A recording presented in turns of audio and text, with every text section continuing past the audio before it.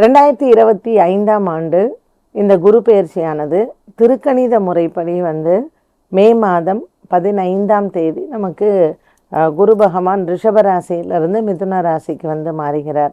So இந்த பெயர்ச்சி பார்த்திங்கன்னா இந்த மே மாதமே ஒரு 2-3 நாட்கள் இடைவெளியிலேயே நமக்கு ராகு கேத்து பெயர்ச்சியுமே வந்துடுது. ஸோ சனி பகவான் நமக்கு மார்ச் மாதம் ஆகிறார். மார்ச் 29 நமக்கு சனி பெயர்ச்சி வருது. ஸோ இந்த சனி பகவானும் ராகுவும் ஒரு 2 மாத காலம் அவங்க மீன ராசியில் சஞ்சாரம் செய்கிறார். எந்த ராசிக்கு நல்லா இருக்குது அப்படின்னு சொல்லிட்டு கேட்டிருந்தாங்க இந்த குரு பெயர்ச்சி. குரு பெயர்ச்சி பார்த்திங்கன்னா ரொம்ப நம்ம கவனமாக இருக்கணும் அப்படின்னா மிதுன ராசிக்காரர்கள். ஏன்னா உங்களுக்கு ஜென்மத்தில் குரு வரார். அண்ட் புனர்பூச நட்சத்திரத்துக்கெல்லாம் குரு சத்ரு, மிதுனத்துக்கே குரு சத்ரு தான். இதில் சாதகமாக இருக்கிறது தனுசு ராசிக்காரர்களுக்கு. ஏன்னா அவங்களுக்கு 7ஆம் பார்வையாக இருக்கும்.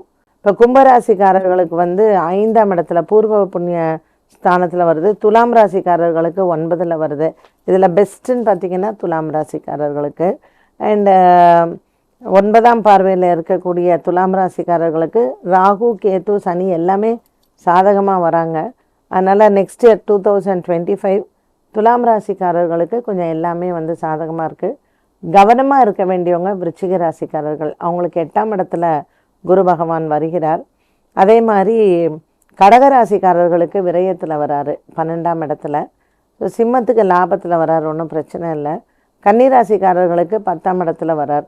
ஸோ கன்னிராசிக்காரர்களுக்கு 10ஆம் இடத்துல குரு வர்றது கொஞ்சம் வேலை விஷயத்தில் அவங்க கவனமாக இருக்கணும். மற்றபடி மற்ற ராசிக்காரர்களுக்கு பெரிதளவில் எந்த விதமான பாதிப்புகளும் கிடையாது. அண்டு சின்ன பரிகாரம் குருவுக்கு எல்லாருமே செய்யக்கூடியது. வியாழக்கிழமை கார்த்தால 6லிருந்து 7 குரு ஹோரை. இந்த குரு ஹோரையில் நீங்கள் வீட்டிலையே 3 விளக்கேற்றி குருவுக்கான ஸ்லோகம் சொல்லலாம். இல்லை உங்களுடைய ஆத்மார்த்தமான குரு, நீங்கள் மகா பெரியவா உங்களுக்கு குருவாக இருந்தால் அவரை நினச்சி விளக்கேற்றலாம். தேசிகர் உங்களுக்கு குருவாக இருந்தார், அவர் ஆச்சாரியனுக்கு நீங்கள் செய்யலாம். அண்டு மந்திராலயத்தில் இருக்கக்கூடிய ஸ்ரீ ராகவேந்திர சுவாமி, ஷிரடியில் இருக்கக்கூடிய சாய்பாபா, எல்லாருமே அவங்க குரு தான்.